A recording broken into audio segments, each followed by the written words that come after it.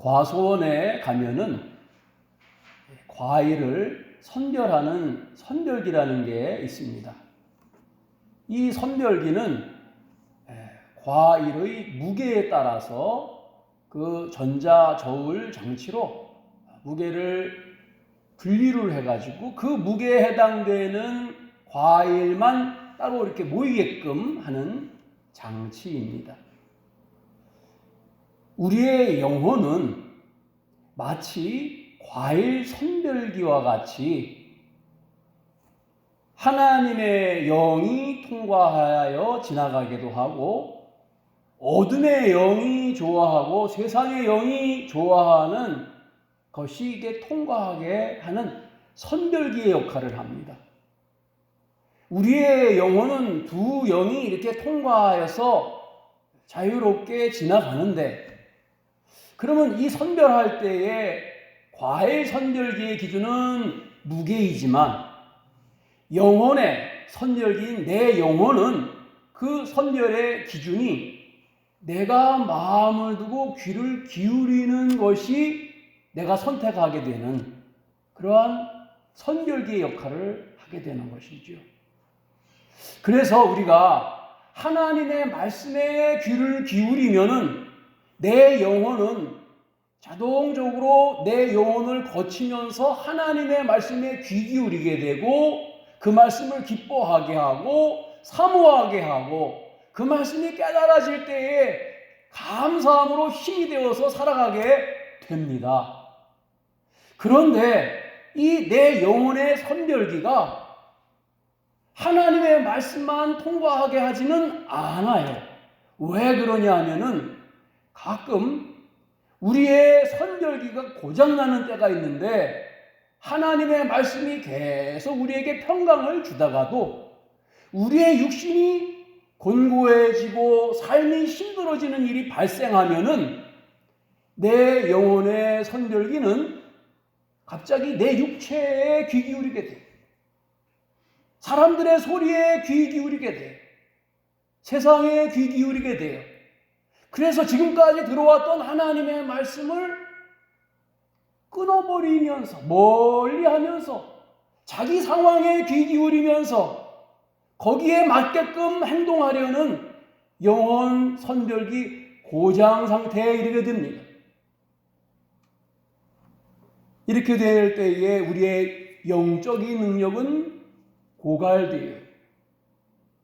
이사야 55장 3절은 우리에게 이렇게 말씀합니다. 너희는 귀를 기울이고 내게로 나와 들으라. 그리하면 너희의 영혼이 살리라. 영혼이 살아나는 길은 우리의 귀를, 내 영혼의 귀를 하나님의 말씀에 귀 기울이게 만들어야지만 내 영혼이 살아나는 거예요. 귀를 하나님의 말씀에 두지 않고 하나님을 떠나서 내 육신의 환경과 보여지는 상황과 두려움 가운데, 낙심할 상황 가운데 귀 기울이면은 우리는 내 영혼이 점점 죽어간다는 것이에요. 하나님께 귀를 기울이고 집중하는 것이 내 영혼을 살리는 비결입니다.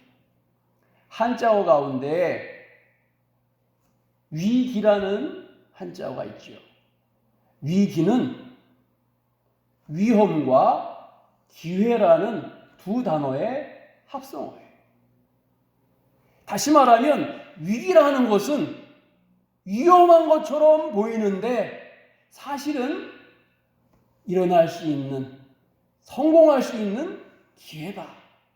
그래서 위기가, 위험과 기회가 같이 한 자씩 따와가지고 합성어로 위기입니다. 눈에 보이는 현실은 낙심할 만한 것 같아요. 두려운 것 같아요. 끝난 것 같아요. 점점 힘들어지는 것 같아요. 그러나 그 위험에 기회가 있다는 거예요. 반드시 하나님은 하나님께로 들어오는 입구를 만드시고 위기를 허락하십니다. 반드시 하나님께로 들어오는 방향을 열어두시고 하나님으로 인하여 그 위기가 극복되게 만드시는 분이 하나님의 섭리입니다. 그래서 우리는 낙심하지 않는 게 중요합니다. 왜 낙심하느냐? 우리의 낙심하는 이유는 내 영혼이 낙심과 동행하기 때문에, 절망과 동행하기 때문에 낙심해요. 시편 42편부터 43편은 고라 자손의 시입니다. 찬양시인데 여기에서 시인인 신앙인은 아주 어려운 상황 가운데 처해 있어요. 정말로 그 어려운 상황은 절망적이고 낙담할 수밖에 없어요. 그 상황 힘든 것이 문제가 아니라 주변에 있는 그를 지켜보는 믿음의 삶을 지켜보았던 사람들이 말하기를 네 하나님이 어딨냐? 조롱하고 비웃는 소리가 더 가슴 아파요. 내 고난을 이어나가는 것도 힘겨운데 그것보다도 더 힘든 것이 뭐냐? 조롱하는 사람들의 손가락질, 비웃는 눈초리, 삐죽거리는 비웃음, 그것이 이기기가 더 힘들어요. 그래서 신앙인은 이 시편에서 말해요. 내가 사슴이 시냇물을 찾기에 갈급함과 같이 나의 이 어려운 상황 속에서 나를 도와주시는 하나님을 찾기에 갈급합니다. 목말라 합니다. 어디 계십니까? 하나님. 이 신앙인은 하나님의 도움을 애절하게 간절하게 이 낙심 속에서, 절망 속에서, 고통 속에서 찾고 헤매고 있어요. 이때 그의 영혼 한 구석에서 하나님이 지금 도와주시면 얼마나 좋을까. 이 수많은 비웃음을 한 번에 물리칠 수 있도록 하나님이 이때 진짜로 나를 이적과 같이 도와주시면 얼마나 좋을까. 그러면서 눈물을 흘리는 거예요. 코로나를 통과하면서 많은 분이 그런 질문을 저에게 해요. 언제 이 코로나는 끝날까요? 하나님은 왜 이러한 힘든 질병을 허락하셨을까요? 이 어려운 때에 목사님은 어떻게 지나시나요? 그런데 여러분, 이 코로나가 지금은 좀 잠잠한데 어떤 때에 또다시 새로운 놈이 다 나타나가지고 우리를 힘들게 할지 몰라요. 지금까지 살면서 어려운 환경과 상황과 고통의 상황은 계속 일어났어요. 그것들이 나타날 때마다 그들과 동행했다면 우리는 살아남지 못하고 죽었을 거예요. 우리가 이길 수 있는 비결은 그러한 어려운 상황 속에서도 그들과 동행하지 않고 예수님과 동행했기 때문에 이길 수 있었던 것입니다. 그러니까 우리가 이 중요한 한 가지 잊지 말아야 될 것은 어떠한 상황 가운데 처해 있더라도 예수님과 동행함을 잊지 말자. 눈에 보이는 것과 귀에 들리는 것은 우리를 절망하게 만듭니다. 두렵게 만듭니다. 원수마귀 어둠의 영들은 계속해서 우리에게 질병을 주고 환난을 주고 고통을 주면서 너를 죽이게 만들겠다. 너를 망하게 만들겠다. 너를 멸망시키겠다 하고선 달려듭니다.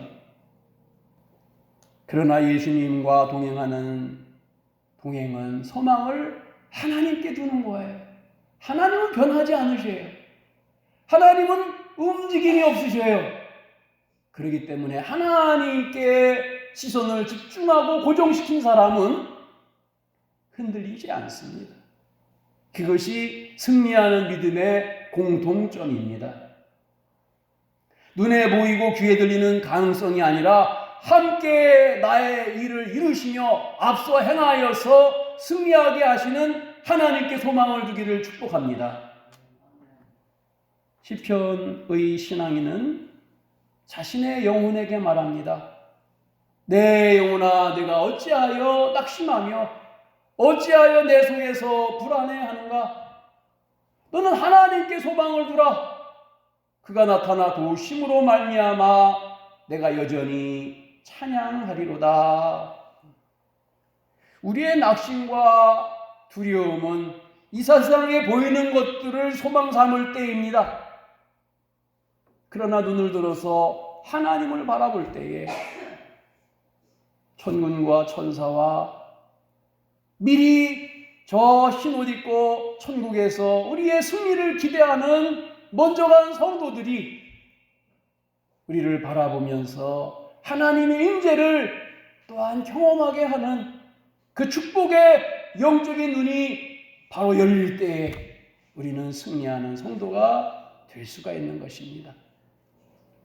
우리가 주목할 것은 비웃는 조롱하는 목소리가 아니라 하나님, 우리를 도우시사 승리하게 하시는 하나님을, 그리고 하나님의 얼굴을 주목하는 성도가 되기를 축복합니다.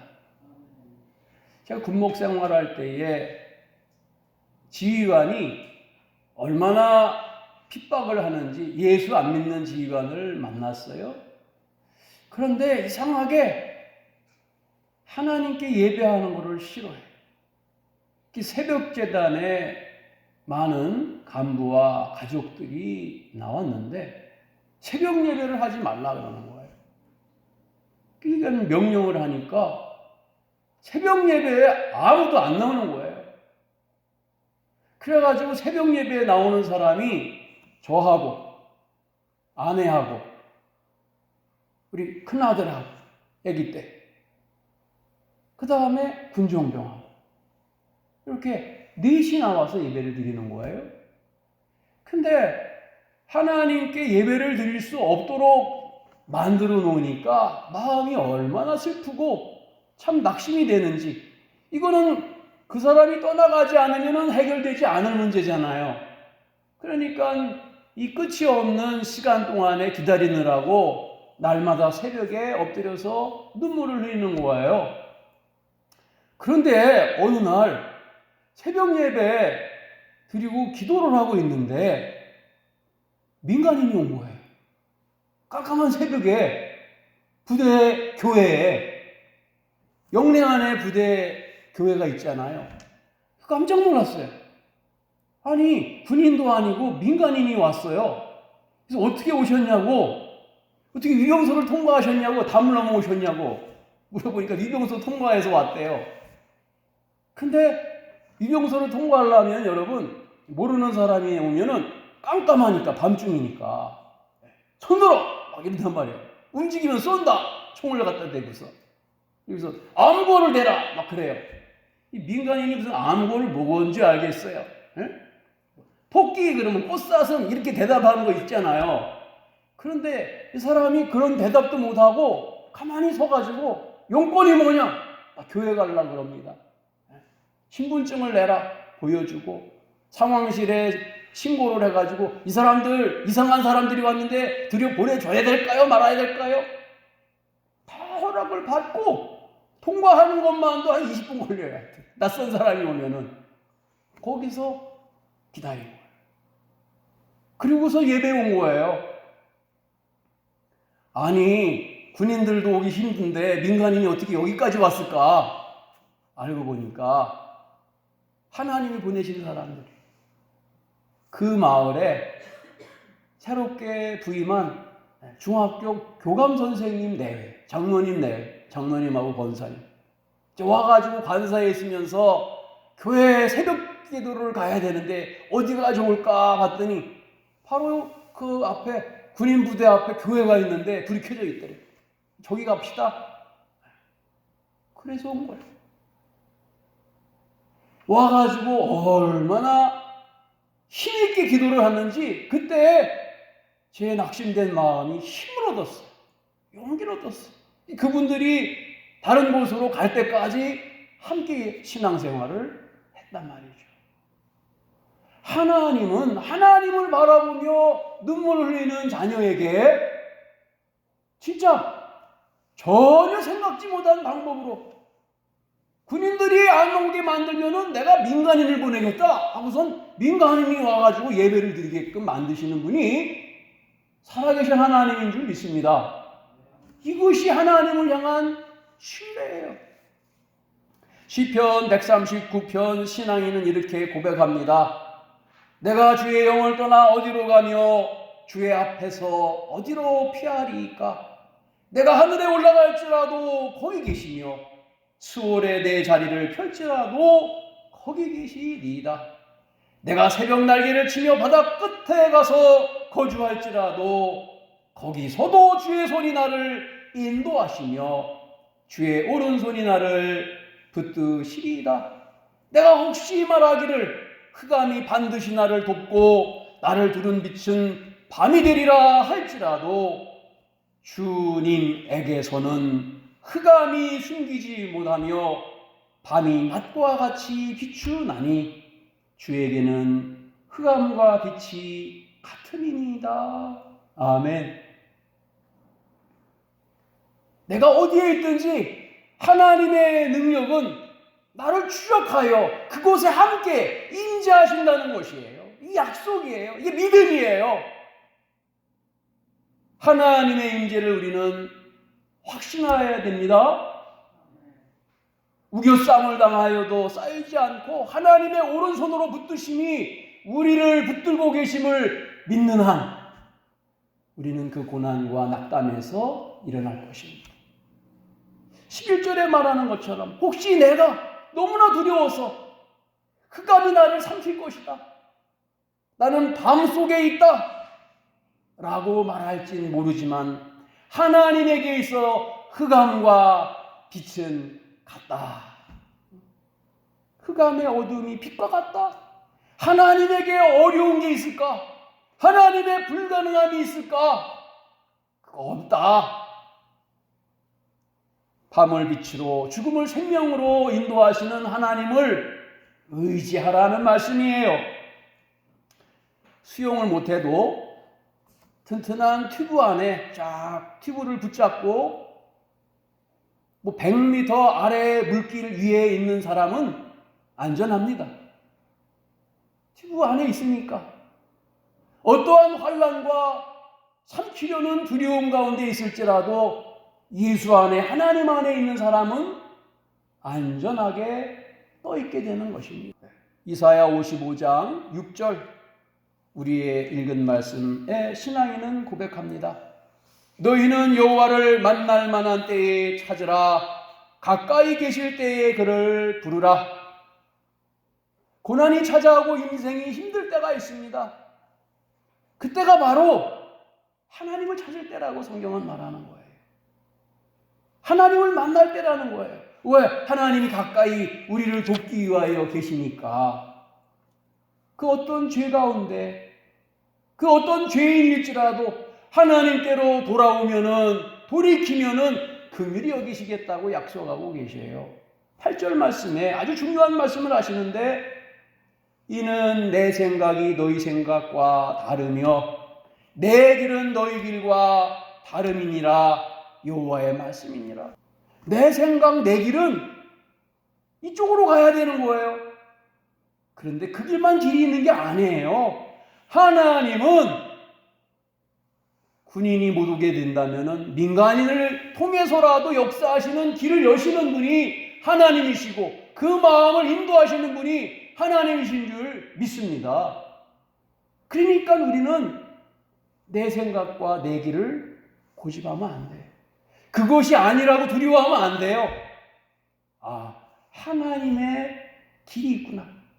하나님의 생각이 있구나. 하나님의 계획 가운데 인도되고 있구나. 라는 사실을 믿는다면은 우리는 하나님께 신뢰를 올리고 하나님을 의지하는 믿음을까지 붙잡고 승리하는 믿음의 축복의 증인이 될 줄로 믿습니다. 이와 같은 믿음과 신앙으로 성공하는, 승리하는 우리 모두가 되기를 예수님의 이름으로 축복합니다. 기도하겠습니다. 하나님, 우리의 짧은 생각과 우리의 짧은 시각으로 어찌 하나님의 뜻을 헤아릴 수가 있겠습니까? 하나님은 우리의 환난 가운데 길을 여시는 분이요, 그 환난을 통하여서 큰 금보다 귀한 믿음을 갖게 하시는 분인 줄 믿사오니 우리에게 큰 능력을 허락하셔서 잘 이겨나갈 수 있는 하나님의 용사되게 하여 주시옵소서. 예수님의 이름으로 기도드립니다.